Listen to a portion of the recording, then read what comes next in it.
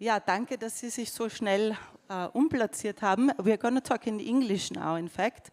Hannes, ich glaube, wenn du Englisch reden möchtest oder Deutsch, ich glaube, es ist dir überlassen, sage ich jetzt einmal. I would like to pick up on these omnipresent issues of existing structures that we are subject to use and to reuse and find new forms of using them. And I think one thing that has not been talked about so much is emotions towards these structures. And Hannes, perhaps in the case of the military area that you have been developing, it is important to mention that it's from the fascist era. And this obviously brings a whole package of socio-historical, political implications, which might also have an effect on how people in Schlanders what their feelings are about these buildings. Can you maybe talk about this? Yes, yeah, this is the main point actually. I can understand when there's people from 70, 80 plus years old, they want to have cancelled that place. I can understand that with empathy, but at the other side, let's say the architecture or the structure now, the skeleton who's there, which is there, has no like self-implied ideology. So I think it's much more effective to readapt and give it a positive purpose now. So to regain, let's say, the power of the place for the local people and for the people who come, because it's also the material is from our mountain, from the same mountain there. So it would make absolutely no sense from a technical point of view, from a cultural, from a social point of view, to destroy the structures, to bring the material away, to rebring the material, to build something else. This makes absolutely no sense. So I can understand there is this, for sure, this generation has suffered in this period, and so it's absolutely understandable that they have another point of view on these structures who have been built under this ideology. But the strongest thing what we can do now is see it as a potential portal to the outside world and reactivate it as this. By the way, I'm happy to receive questions from the audience straight away. So if anyone wants to interrupt, please raise your hand and you will have a microphone in your hand immediately. You can ask now, immediately, whenever it fits. You don't have to wait until the end. Špela, we saw that you are also working with vernacular constructive structures that people might not consider important or important enough to preserve. What are your experiences with awareness for an architectural and historical past that needs to be preserved within the villages? Yeah, it's a different story. It's not for them because they wouldn't want to have them, but basically they don't have money to renovate, because mainly these kind of old farm structures are around in the area that is much poorer than the city area, for example. So mainly the reason is that they don't use them anymore, and they don't have the money just to restore them, just for them to be there. So I think important part for us is also to maybe have initiative, or maybe to think of how to help in that situation where actually the structures are there is no problem, that actually they can stay because they don't occupy the space that needs to be developed for, I don't know, massive housing or whatever, like what happens in the city. But mainly just people don't have the money to renovate. That's the main reason, and they don't have time, they don't have the knowledge, they don't have the possibilities to maybe get investors or maybe get money from the country or from the government or whatever. So I think important for us is not to only show them in which way they can use these buildings, but also maybe how to bring together the investment. So also how to find people who would commission renovating. Exactly. Or yeah. And I guess, Tiantian, it's also the case with your own experience that you have made, that it's important, you have stressed that it's important to activate the community, but how do you explain to the community, or how do you mediate how what they have, the treasures they have with the architectural heritage? I think this also goes with your first question. I was about to answer that one as well.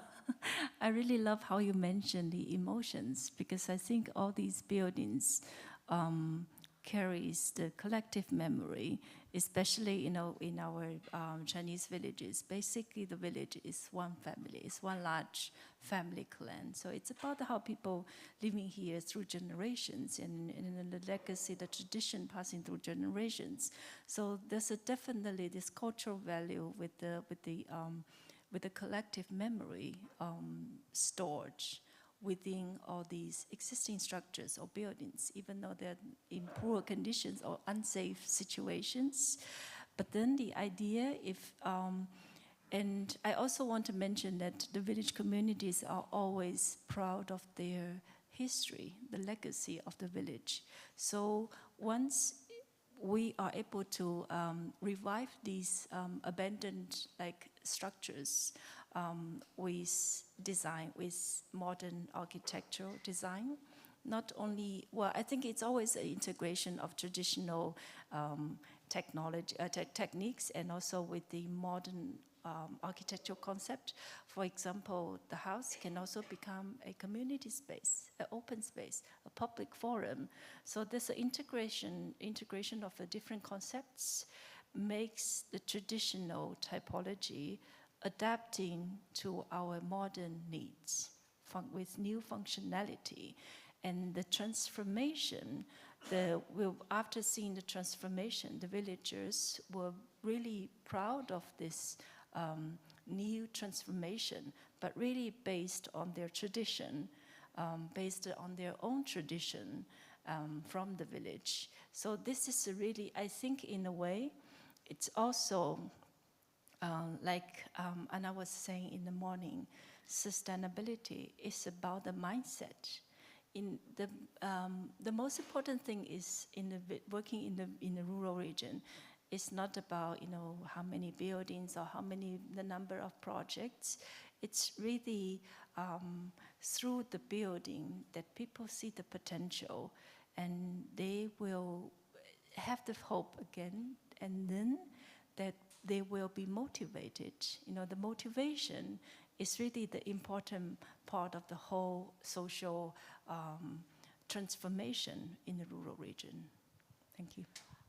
Hannes, who has to be motivated? Because it sounds like you and a group of like-minded people have sort of put a lot of energy and drive into the project, but in the end you want the whole town or region to benefit from it.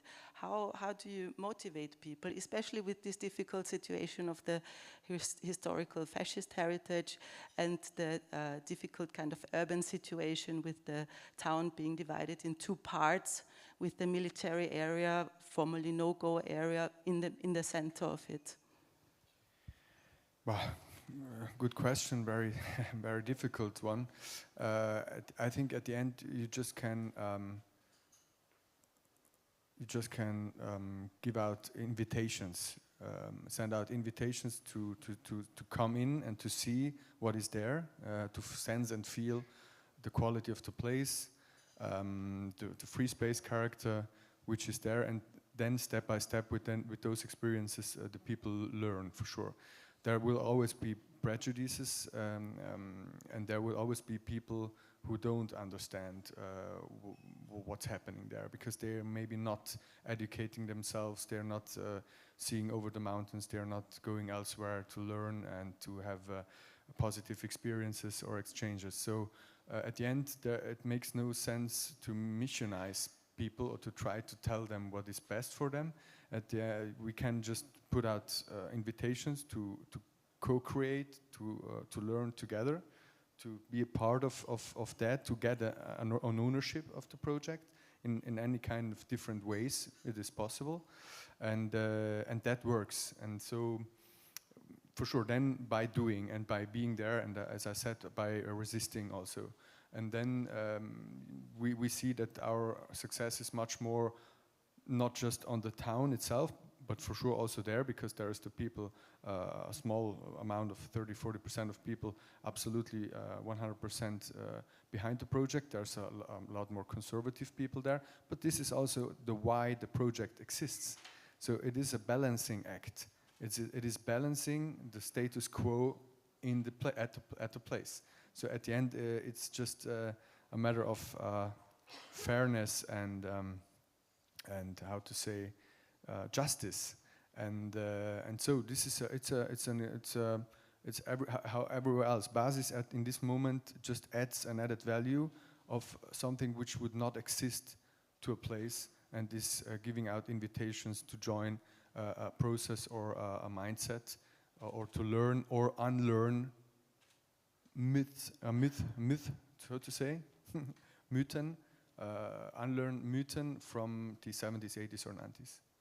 So you mentioned that you, as kind of experts on the area who have dealt with it a lot, that you have long-term visions for the entire, like for the 4 building blocks. And as far as I understood, you occupy one now, plus another half, which was turned into apartments.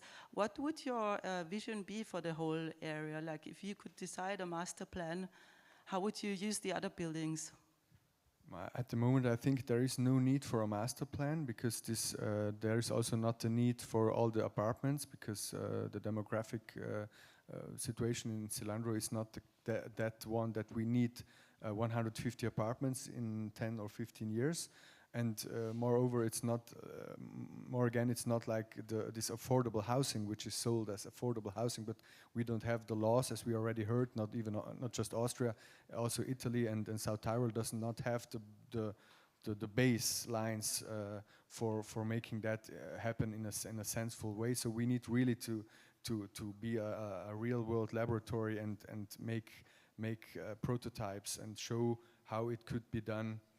And so, for sure, what would be the most important thing is to keep the space in between. So the big space in the middle. This is the strongest part, because this is the natural and organic campus, which is created by the people themselves. And this is needed because it will be developed all around. So it would not make sense to build apartments there. But for the rest, it's quite easy. It would be quite easy organically to develop that, because there were functions already before, and so to see functions of existing buildings and adding functions in a sensible way, this is the way how it should be done. Yeah. And do you think that there's a chance that this might actually work against long-term tendencies like Abwanderung, so people move to the cities, get education there, don't come back? Do you think that this could be like a motor for against these processes? Yeah, for sure, it's already happening. So it is already working. We already were able to defend ourselves. So the 3rd building block they want to build upfront basis, that's already not be discussed politically anymore. They understand now that we need free space in front of the hub, and it would not make sense to build apartment blocks and sell them privately, like 5 meters in front of a place where you gather also 700-800 people. So like statics against dynamics. So that's already happening. So it's a process, and for sure, when I started the project, I understood that it will be a compromise. I could not. There was too strong conservative, negative views, and that the balancing act was to go for a compromise. That I knew that. So yeah, this is already happening, and as I said before, it is happening not just in Cilandro, it's happening in Merano, it's happening in Bolzano, and so we are like rolling out the positive mindset of what was explained, which is very important. I think Tiantian, also with you, it's very interesting that your method of working is in fact to examine the whole region and not just one spot, but to look at the whole region, to look at its idiosyncrasies, at its climate, at the traditions, also in terms of industries or what is being produced there. And from this knowledge or from this analysis, you develop something. But in fact, the architectural structure is kind of a side effect of it, as far as I understand. I love what you said, which is the truth. It's about all things. It's really about all things, and the process is also the collective collaboration together with the different communities. We define on the program is, and also just by going through the village and looking for potential resources. There was already a process of the design. So the design, I mean, when it's pretty much fixed, with the program and the location, I think we kind of had a design in mind already. So then back in the office, it was just producing. But then I would also say the process is never always a pleasant, peaceful process. It always comes with the extensive communication, negotiation, and bargaining, and sometimes fights, and it comes along with the frustration as well. But yes, I think the design process for us is really to explore and to learn and then to translate. So this is the design process. I mean, and then what's after is just the results.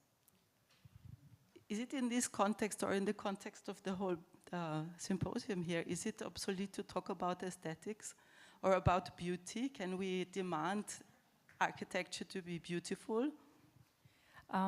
It's a pity that I didn't introduce the Fujian Tulo project today, which I just made my presentation at Mendrisio yesterday in the morning, that as my first reference case, people look at the Fujian Tulo project saying, oh, this is beautiful, this is astonishing. But the original idea, the reason to design to build the Fujian Tulo has nothing to do with beauty. It was really based on extreme condition for people to make a survival.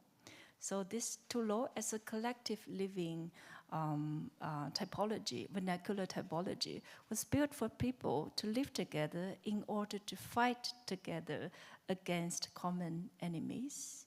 But I think beauty comes along with this extremely functional design. So the function, the purpose, both how you use the building or the social purpose, the social function of the building, when it's really thought through in your design, I think the beauty comes along. And again, when you are working in, I don't want to make a comment of the signature style architecture in the past century, but then if you are working with the local resource, local material, local techniques, and local assets, it would make the project, it would really contribute to the aesthetic value of the project. Špela, what do you think about this issue of beauty? I have to say, I hope it's not an offense if I say, but your buildings, the projects you presented are beautiful. For me, this is not offense at all. I really believe that, architects, we study architecture and we work in architecture because aesthetic is one of the main important issues, I would say, in our genes. So I think the beauty really comes together, and yes, I mean, it's of course it's important for projects to be functional, to be sustainable, to integrate community, to have a long-term life of buildings and be happy observing them, how actually people use them. But yeah, I think one of the most important issues is also that they introduce beauty in this world. That's why I am an architect. Thanks for admitting. I think it's dangerous to only talk about beauty, and if the design is only for beauty, that's dangerous. That could somehow come with, when we walk in Hauptstadt with all these decoration for tourism, that is making of beauty to achieve profit. So I think we have to be careful about this term. Other questions from the audience? Frau Lari, hier bitte in der ersten Reihe. Well, thank you all three for these presentations. I feel very optimistic today, actually. Because Better than yesterday. when I see a new generation of architects who are following the right path, I feel, in my own opinion. And I think it's wonderful to see how buildings are being repurposed, because that's what all of us are now talking about and wanting to happen. And it's not that easy to do it, because there are so many forces against you. So it's remarkable. I think it requires a lot of, being very brave to be able to tackle these issues and to be able to stand fast and say, no, we will not go for, the stark architecture. We will go in for this low impact kind of, quality of architecture, which itself is, of course, very beautiful. Maybe not beauty, but certainly something that has sort of value, aesthetic value and other values in that, which are much more important in many ways. It's something to do with empathy with people, empathy with buildings, with something that you're trying to do. So I think it's just wonderful, but also I have to comment on Tiantian's work, because I was just fascinating with the way that she's brought in so many different aspects into architecture, actually. I mean, just to look at it, to see, that she's got, nobody talks of intangible heritage, and there it is. Traditions are being woven together into the piece of architecture, in a sense to be able to see how you go forward from the tradition that is there, and to see the new ways of handling it, of demonstrating, also of exhibiting it. And I think, I was really, particularly I love the bamboo structure, I have to tell you that. And just so nice to see that just natural, bamboo growth is being used for, making this kind of enclosure. And so much can happen in that. So yeah, I think wonderful. All three of you, I think you all need a big sort of, a hand, because it's wonderful work you're doing. Thank you so much. Are there any other questions from the audience? Yeah, Peter. Yes, first, because you were asking if these kind of hay barn exist in Austria. They do exist, very similar in Corinthia and in East Tyrol.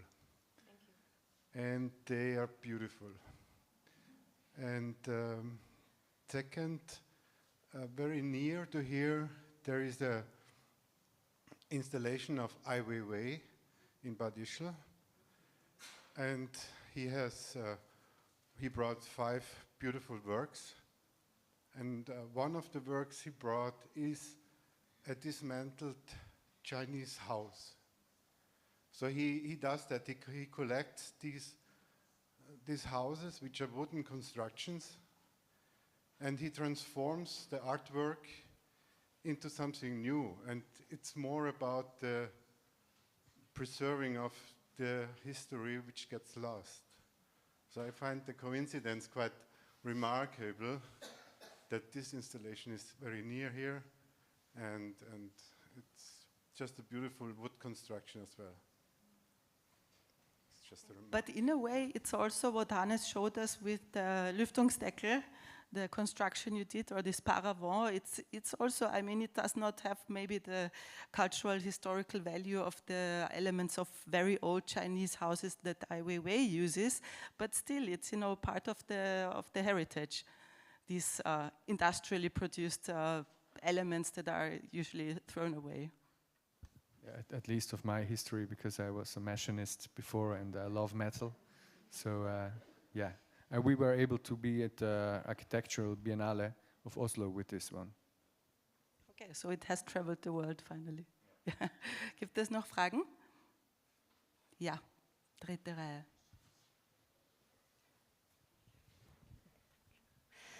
So in your speech, you said that you are using local skills also, so that the people who live there in the small villages, they help building the houses or renovating the houses or the structures. And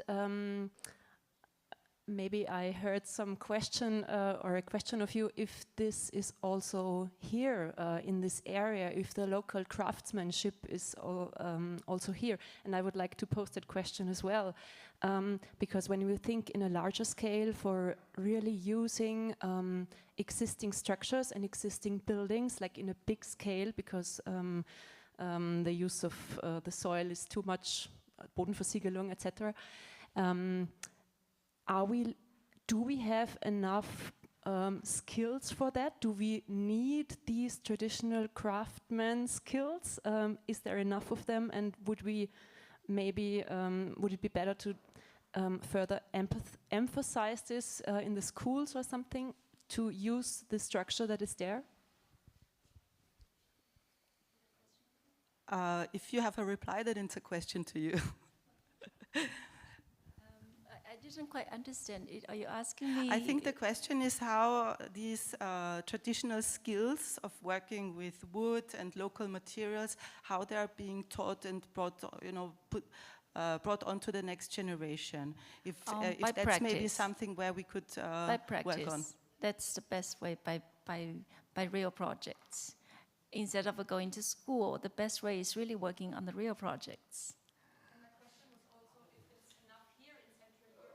The question is if it's enough here in Central Europe. Maybe Špela, a question for you.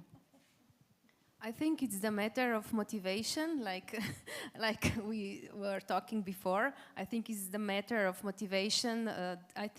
I would say in Slovenia, the difference in the Central Europe, I think there is a difference between the countries that went through the transition period, like my country and Austria, for example, who had... in a country like my country, I think a lot of tradition was in a way forgotten on purpose because people just wanted to maybe erase some parts of their memory.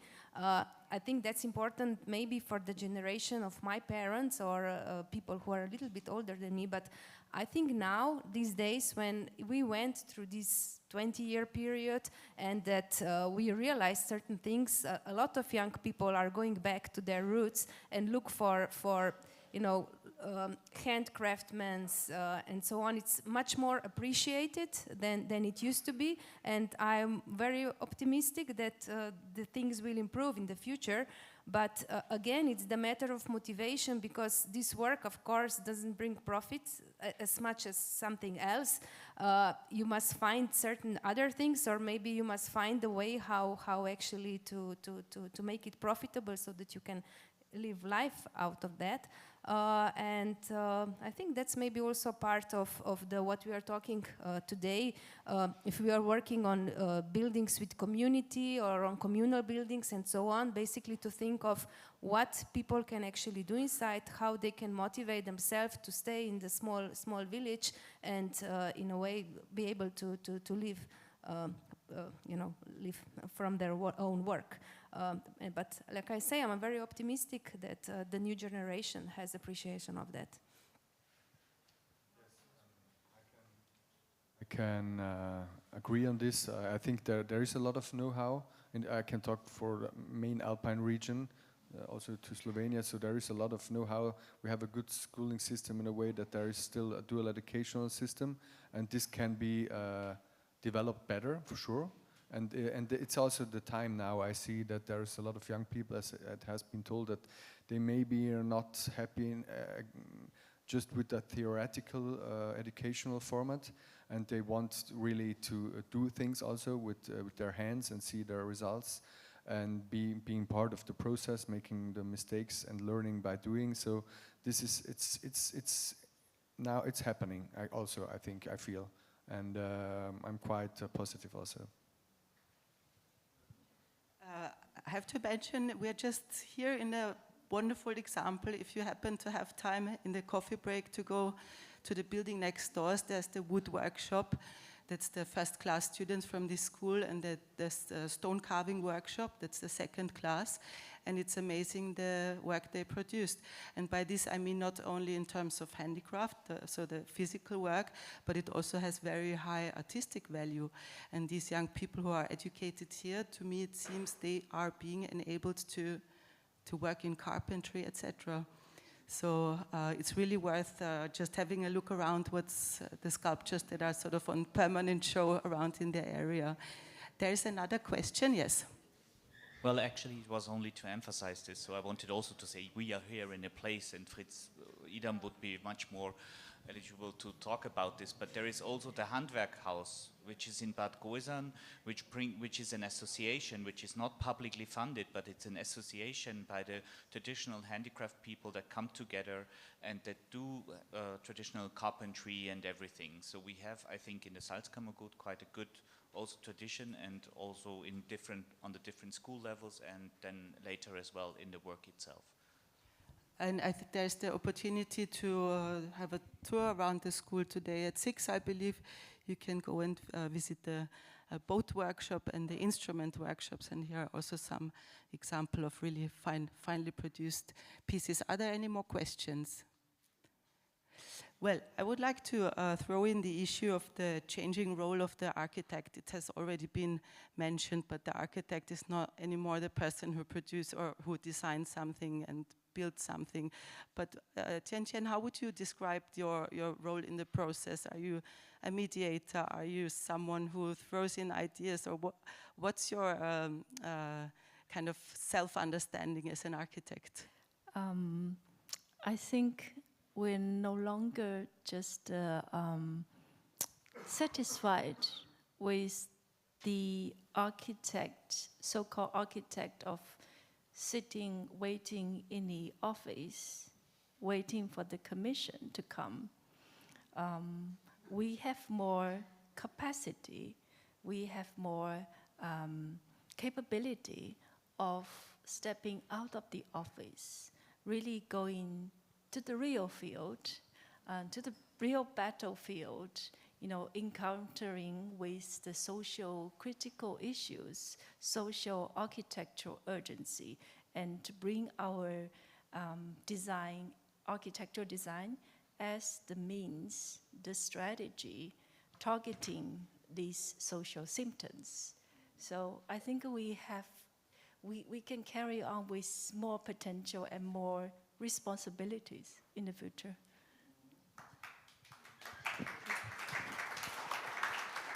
And again, Yasmin, you are the role model of our generation. Thank you. I read through all of your projects. I think at this point I would like Anneke Essl to come and have her short presentation. Here she is. The reason why I think this is a good moment is because you're very experienced at working within communities, and you're doing this grassroots work in the field that Tiantian just mentioned. Anneke is an architect and a mediator of architecture. Sie arbeitet, Entschuldigung, I switch to German now. Sie hat in diversen Architekturbüros gearbeitet, sowie im Programmteam des AZW, und sie ist seit 2019 Geschäftsführerin von Landluft, einem Verein zur Förderung von Baukultur in ländlichen Räumen. Projekte, die sie für Landluft mitbegleitet hat, waren die Filmproduktion Stadt, Land, Boden mit Regisseur Robert Schabus, die Ausstellung Boden gescheit nutzen und Lust auf Baukultur fürs Salzkammergut, und darüber erfahren wir jetzt mehr. Bitte, Anneke. Ich probiere mal, ob das geht. Sehr schön, ich muss mich hier herstellen, wo ein weißes Kreuz ist. Ich weiß, ich decke jetzt die Anna ab. Tut mir leid, aber das soll so sein. Ja, ich darf jetzt als erster Faktencheck so einstreuen, ein Kulturhauptstadtprojekt. Das Projekt heißt Lust auf Baukultur. Wir haben schon gehört, Landluft ist der Verein zur Förderung von Baukultur in ländlichen Räumen. Es ist ein bisschen ein sperriger Titel, aber er sagt genau das, was wir tun. Wir machen Bewusstseinsbildung und Vermittlungsarbeit in ländlichen Gemeinden Österreichs und über die Grenzen Österreichs hinaus. Baukultur beginnt mit Inspiration. Das ist etwas, woran wir ganz, ganz fest glauben, und das ist unsere Basis, auf der wir aufbauen. Wir wollen in Gemeinden ins Tun bringen, die Menschen, die für das Thema brennen, unterstützen. Wir haben heute Vormittag schon von Anna Heringer gehört, man muss sich sehr gut Gedanken machen, wen man empowern möchte. Und wir wissen, wen wir empowern möchten. Wir möchten die Gemeindepolitik empowern, die Gemeindeverwaltung empowern und die Menschen in der Bevölkerung, die Bevölkerung natürlich an sich und ganz besonders die schon einen Antrieb haben. Und damit wir das tun können, haben wir ein Werkzeug, das ist der Baukulturgemeindepreis. Das ist ein Preis, den gibt es seit 2009, den wir alle 4 bis 5 Jahre ausloben. Das ist unser Werkzeug, mit dem wir Best-Practice-Gemeinden suchen. Wir nennen sie Baukulturgemeinden. Wir holen sie vor den Vorhang bei der Preisverleihung, auch um ihnen Rückenwind zu geben gegenüber Kritikern, die es natürlich zu Hause gibt. Das haben wir gestern gehört. Es ist nicht ganz einfach, mit Baukultur Mehrheiten zu finden. Das ist im Übrigen die Baukulturgemeinde Thalgau, die den letzten Baukulturgemeindepreis unter anderen Gemeinden gewonnen hat. Und der Preis stand unter dem Motto Boden gescheit nutzen. Diese Lösungsansätze, die wir dann geliefert bekommen mit diesem Preis, versuchen wir dann in übertragbare Geschichten zu packen, sodass es andere davon lernen können. Und das machen wir mit der Ausstellung Boden gescheit nutzen, die wandert gerade jetzt von Innervillgratten nach St. Veit an der Glan in Kärnten. Wir haben ein Buch, wir haben einen Film, wir machen Vorträge, wir haben verschiedene Formate und Projekte, wie wir quasi diese Informationen versuchen, bestmöglich so breit wie möglich zu verbreiten. Und ganz wichtig vielleicht noch erwähnt ist, bei der Ausstellungseröffnung beispielsweise laden wir immer einen Vertreter, eine Vertreterin aus einer Baukulturgemeinde ein. Wir wollen auf Augenhöhe vermitteln. Das heißt, die Gemeinde, die die Ausstellung zeigt, hat meistens ein Thema, deswegen zeigt sie auch. Meistens ist es ein Auftakt zu irgendeinem Prozess, zum Beispiel ein örtliches Entwicklungskonzept oder so. Und dann laden wir einen Bürgermeister, eine Bürgermeisterin ein, die ein ähnliches Thema hatte. Wir haben so eine Skizze in dieser Ausstellung, die wir sehr gerne nutzen, auch um zu vermitteln, was Baukultur ist. Aber das ist jetzt die Skizze, die ich verwende, um das Projekt Lust auf Baukultur einzuleiten, weil mit diese Skizze auf einem riesen Plakat bei der Vorstellung unseres Projekts vor allen Bürgermeistern und Bürgermeisterinnen der Kulturhauptstadt-Region. Wir waren ein bisschen, es war etwas ungewiss, weil uns wurde gesagt, Kulturhauptstadt-Region, die Leute sind dort irgendwie nicht so offen gegenüber anderem und Neuem und man weiß ja nicht, auf was man sich einlässt. Und wir waren total überrascht, weil das Interesse war sehr groß. Wir wollten wissen, welche Themen Sie interessieren und es wurde sehr viel, Sie haben sich sehr beteiligt und wir wollten auch mit Ihnen sprechen und hatten 9 Termine, um mit Gemeinden zu sprechen und die Hälfte der Kulturhauptstadtgemeinden wollte einen Termin mit uns. Ja, wir haben hier eben Themen herauskristallisiert mit den Gemeinden. Das ist etwas, eigentlich der wichtigste Teil unseres Projekts war der nicht öffentlich war. Im Prinzip ist Lust auf Baukultur eine öffentliche Veranstaltungsreihe, aber wir haben uns hier zum einen die Expertise in den Gemeinden geholt, aber wir haben auch mit der Gemeindepolitik und der Verwaltung gesprochen, wer sind in euren Gemeinden die Menschen, die wir erreichen müssen. Das ist die allerwichtigste Aufgabe, weil wenn man darüber nachdenkt, wen man empowern möchte, muss man sie erstmal suchen. Vor allem, wenn man wie wir immer in anderen Gemeinden unterwegs ist. Und so haben wir dann einen Verteiler aufgebaut und auch mit Telefoninterviews nachgefragt, was sind die Themen, was sind die Menschen. Und haben dann mit diesen Themen und mit diesen Menschen unsere Auftaktveranstaltung gemacht, die Baukulturwerkstatt in Bad Ischl. Waren dann total froh, weil sie wirklich voll war. Es kamen 100 Leute, mehr durften nicht.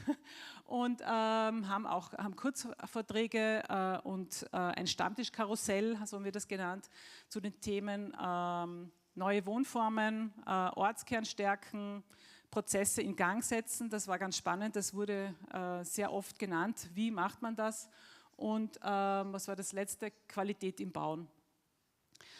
Dann kamen noch weitere Veranstaltungen, nämlich eine Exkursion in wir haben mehrere Dinge angeschaut, aber vor allem ging es in die Baukulturgemeinde Thalgau. Und das Schöne daran war, dass Thalgau den Prozess, weswegen sie auch hauptsächlich den Baukulturgemeindepreis gewonnen hat, gestartet hat mit einer Gemeinde, mit einer Exkursion in die Schweiz. Wir glauben daran, dass man, wenn man in einer Gemeinde so im Sumpf steppt und die Fraktionen streiten immer um die gleichen Themen, dass man dann irgendwann mal aufmachen muss und sich Inspiration außerhalb von diesem Sumpf holen muss. Also sie sind in die Schweiz gegangen, haben sich Begegnungszonen angeschaut und dann selbst die erste Begegnungszone auf einer Landesstraße in Salzburg umgesetzt. Ja. Wir waren dann auch in Gmunden mit unserer Ausstellung Boden gescheit nutzen. Das ist jetzt aktuell, es ist glaube ich die 33. oder 34. Station, die wir machen mit dieser Ausstellung und haben den Kunstigel eröffnet, der dort als mobiler Pavillon aufgestellt wurde. Wir haben eine Ideenreisezentrum gemacht in Gmunden im Stadttheater, haben zwei Entscheidungsträger aus Baukulturgemeinden, die wir in der Vergangenheit ausgezeichnet haben, geholt und mit dem Publikum in Gmunden ihr Thema, nämlich dass die Altstadt ein Problem hat, obwohl das so eine prosperierende Tourismusgemeinde ist, gibt es sehr viel Leerstand im Zentrum, haben wir diskutiert. Und die Abschlussveranstaltung, was wichtig ist, habe ich vergessen zu erwähnen, nämlich, dass wir unsere Auftaktveranstaltung, das Symposium Baukulturwerkstatt, ein regionales Symposium, eigentlich als Auftakt hatten, weil wir unsere Veranstaltungsreihe auf die Intervente ausgerichtet haben. Wir haben bei jeder Veranstaltung erwähnt, es gibt ein internationales Symposium und es ist ja nicht nur wichtig, über den nationalen Tellerrand zu blicken, sondern also über den Gemeindetellerrand, in dem man eine Exkursion macht, sondern auch über den nationalen Tellerrand. Und deswegen haben wir gesagt, schaut euch die Intervente an. Ich habe schon ein paar Gesichter gesehen. In Altmünster ging es dann um Umbaukultur und wir waren wirklich überrascht, weil auch nach Altmünster kamen dann am Ende 100 Leute, die sich für dieses Thema interessiert haben.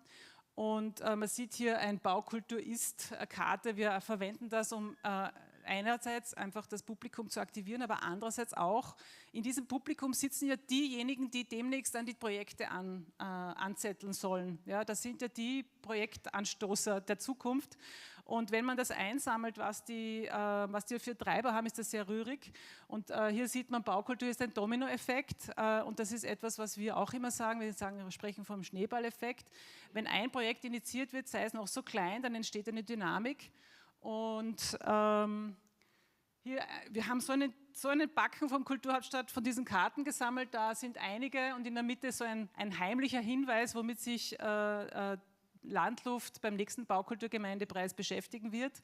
Wir glauben, dass es ganz wichtig ist, das Thema Umbauen in der Zukunft auch in ländlichen Gemeinden zu vermitteln. Und weil wir diesen Dominoeffekt so wichtig finden, ist es wichtig, dass wir immer die Menschen, das ist unser Landluftmotto, Baukultur machen Menschen wie du und ich, empowern, damit sie dann, wenn wir wieder von Innervillgratten nach St. Veit an der Glan weiterziehen, vor Ort weitermachen können. Danke.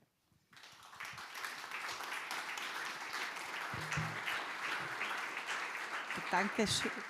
Eine Frage nur noch. Dankeschön, Anneke. Ich glaube, was sehr wichtig ist bei eurer Arbeit, ist, dass ihr eben nicht aufzeigt, was die wunden Punkte sind, sondern dass ihr die Gemeinden selber sozusagen das draufkommen lässt oder formulieren lässt. Interessant finde ich auch nachher noch, dass ihr nicht diejenigen seid, die dann irgendwie einen Prozess begleiten, sondern ihr zeigt es erst einmal auf, was könnte man machen, was gibt es andernorts für Möglichkeiten und dann liegt es aber an Persönlichkeiten, die das weitertreiben oder auch nicht. Genau, super zusammengefasst. War das eine Frage? Nein, die Frage ist irgendwie schon, wie sehr hängt das dann von diesen Personen ab? Oder können die auch eine Gruppe um sich, kann es zu einer Community kommen, die sich bildet daraus? Mich interessiert dieser Prozess innerhalb einer Gruppierung, ja, sei es eine Gemeinde oder eine Gruppe besorgter Bürgerinnen. Also wenn wir unsere Baukulturgemeinden anschauen, sind es immer Menschen, die im Hintergrund stehen, die für etwas brennen und die etwas initiiert haben, so wie jetzt das Beispiel aus Südtirol zum Beispiel. Und wir haben eine Baukulturgemeinde in der vergangenen 20 Jahre analysiert. Das hat begonnen mit Buswartehäuschen. Da ging es nur um die Verschönerung des Buswartehäuschens. Das war nichts Besonderes, nicht Vorarlberg oder so.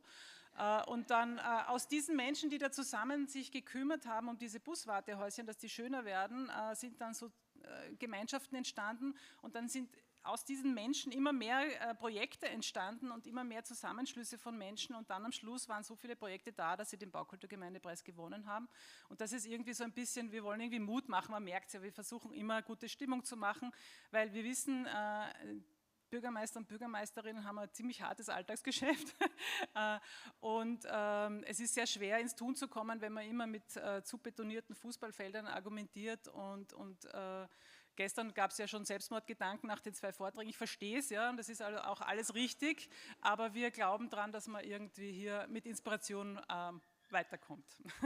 Dankeschön. Gibt es eine direkte Frage noch an Anneke? Nein, dann entlassen wir dich wieder ins Publikum. Danke.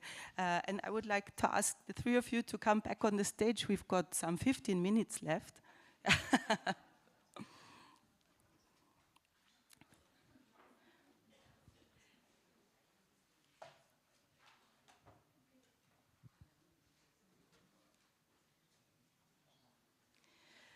Maybe drawing back on Anneke's presentation and her grassroots work, I would also like to take the discussion to the motto of this afternoon, Neue Lebenswelten. So what's the English translation? New livelihoods, okay, livelihoods, which also implies that we are kind of building for people. We are building for a society that maybe does not exist yet, but that is about to form. How far does this kind of retro-utopian idea of architecture or kind of cultural projects also, cultural spaces, can help to transform a society or to help this society understand its role in the transformation it is undertaking?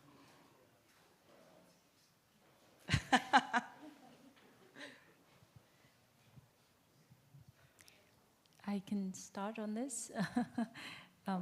No, I think we have a misconception before that is architecture equals building. And I think it's it was really a time that for decades that were I don't think it's only in China, but it's really, you know, maybe there was more construction in China and at the same time also, you know, global, that we have this optimism out of illusion that we can build endless, it's always going to develop, and over the sudden we realize that we come with this crisis, climate change, you know, financial crisis, socio-economic crisis, and I think it's really the a time to change the concept or the mindset that, you know, as an architect, what we are doing is not only to producing endless products of buildings, but maybe the architects, you know, as a carrying with more responsibilities, of course, but really is to understand all the things in life, in the society. So the building is to integrate with the social-political framework and also the ecosystem, the ecological environment. I think that's what I would understand. Definitely. So it's a lot about responsibility. I think that's a kind of important term in that context. Hannes? Yes, I think you may all know the saying that that the town or a city is not the buildings, it's the space between. So that's very important that as we as architects, we are constructing things who need to have relationships with each other and work together and also communicate. And yeah, this is the main topic what we are doing in terms of finding ways of filling emptiness or missing qualities and then adding them to the ground, to the place, and not just seeing the square meter field and what can I do there as a star architect, as it was said before. It's not the way anymore to do it like this and build the I don't know what kind of perfect thing with material from wherever in the world. It's going much more to flatten and to broaden, to see the spectrum of society itself, social needs, cultural needs, proximity services, etc. And Špela, maybe to you also one question, because we have seen some examples of construction in very extreme circumstances, topographical, climate circumstances. Where do you see the limits of architecture, of your profession, basically, when thinking about really going into extreme habitation?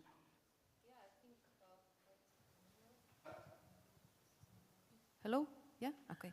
Yeah, I mean, of course, basically, we are going through quite dramatic change. I mean, look at the floods now in Austria. Last year we had them in Slovenia.